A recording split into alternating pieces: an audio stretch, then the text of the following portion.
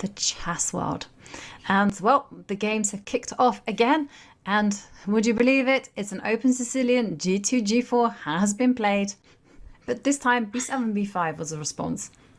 I think we're getting a theme match here. The previous game was a miniature. It started with pawn G4. But in this game, Alua, she takes control of that B4 square. So there are no pawn pushes for black. White pushes on the king side. And these types of positions, Ivanka, they're really tricky because G6 is in the air in many positions. Of course, H5, G6 as well. But it's not always easy to figure out where the pieces belong. Yeah, absolutely. And it's also kind of not so easy to figure out where to go with the king as well. For white, you've extended as far as you can go on the king side, but do you really feel comfortable there on the queen side? Do you have to go all in?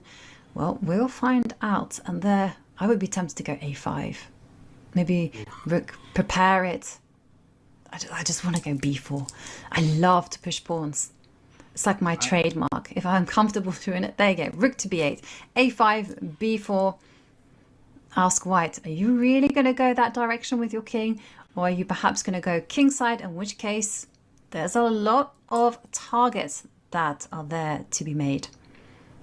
Yeah, you castle king side and you wish your pawn could go back to G3 to help your king feel safer. And black has done absolutely nothing out of the ordinary. This knight is going to hop to E5, maybe into C4. F6 at some moment, if white castle's king side could be on the cards, just because the rook gains some activity, you put pressure on white's overextended position. So I would say that so far, Anastasia, I like her position more. I also like her time management. She is a little bit ahead, but every second counts. Absolutely. And the play is kind of hovering around the 2-minute mark.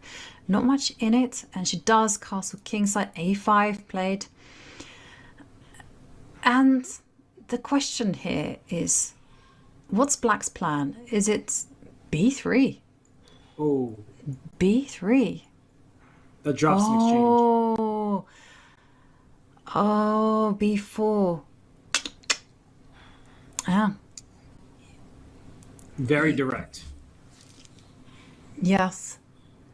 And did I just see, looking at the camera, a sigh of relief there from Anastasia? She's seen it. B4 played.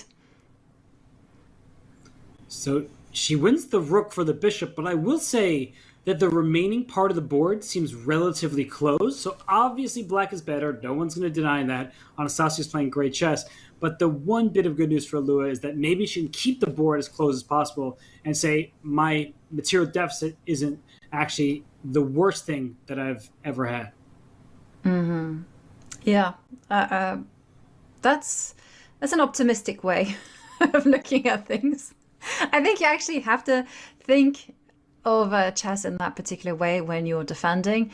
A takes B4, yeah, just accept what it is. And, you know, white does have, as you mentioned, some pluses, like, for instance, a lot of space on the king side, a lot of control, and the pawn on B4 could potentially be a target, right? It will hold the rook to the B8 square, and now B2, knight B2. And then, you know, I can see this going wrong.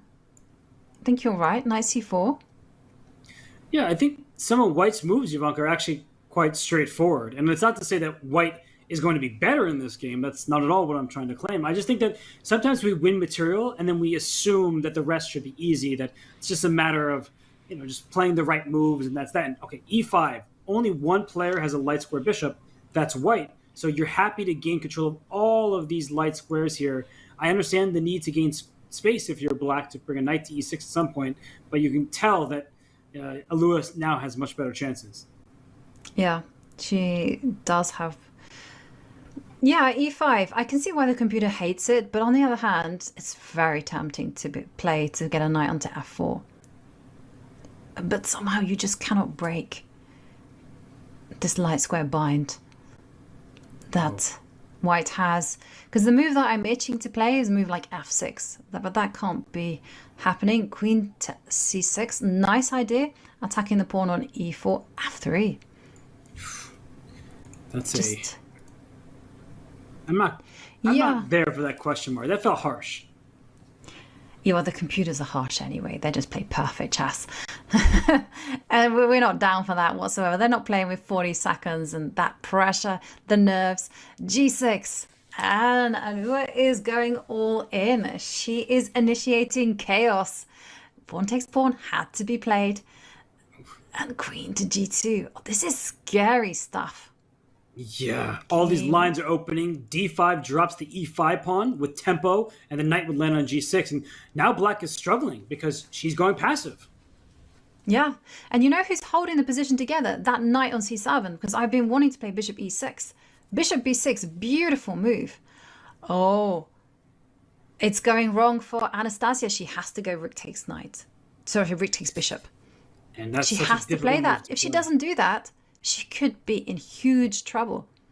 But she plays rook Rook to B7. D7. Now take bishop What's that? E6, queen H3. I was wondering whether that was a mouse slip because you just take and, like you say, give a check.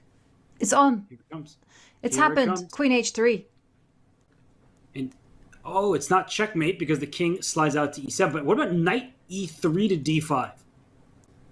Oh, that's nice. Keep the king trapped. I love it, Robert.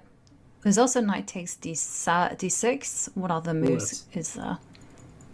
There's was also even looking knight B6. Yeah, rook takes D6. Uh-oh. 13 seconds. Yeah, it's one of these tricky moves that could win you a game, but objectively it was not the right choice. The knight should go back. Oh, she's going too far. Yeah. She's going all in. Yeah, but the king can take the bishop. And gives a check. And the king is safe on D7. Wow. Anastasia kept a And- cool head.